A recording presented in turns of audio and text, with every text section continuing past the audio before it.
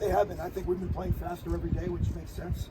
What stands out to me about our guys here is they really want to do right. When you challenge them in a certain way, they respond in a player-led way the next practice. And so there's been a couple things where, one practice we didn't like the way we did this. You make a point to the guys, and you can tell in the locker room they want to fix it. And so as a coach, you're getting ready to kind of emphasize that the next day, and the players are already emphasizing it for you. So we do have good leadership on the defense, but overall, in their heart, they want to be great and they want to do right. You were around the team at the bowl, but I'm not sure you could absorb everything about all of your personnel. So are there any guys that maybe you didn't see a lot of at the bowl game that really have flashed in spring that have been a little bit, not surprising, but kind of flashed for you? Well, let's see. But we actually, most of the guys we had at the bowl are the guys we have now because of the opt-outs, right? So, but to your point, I was still learning names and numbers. So, what I try to do is the bowl was a bowl.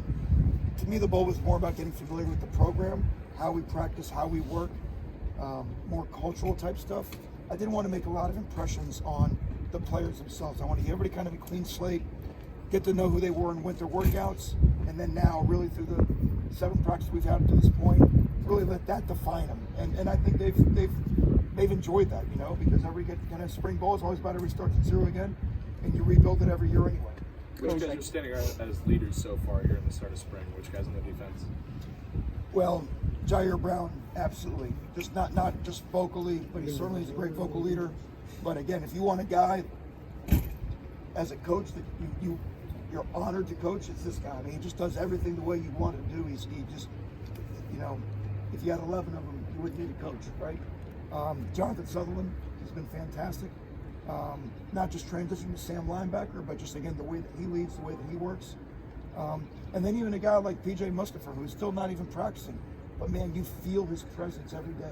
And he makes sure of that, So he makes sure that he's on the defensive lineman, he's on the defense in general. So we really, and there will be more by the time we get to September. But I feel like on all 3 levels we've got good leadership.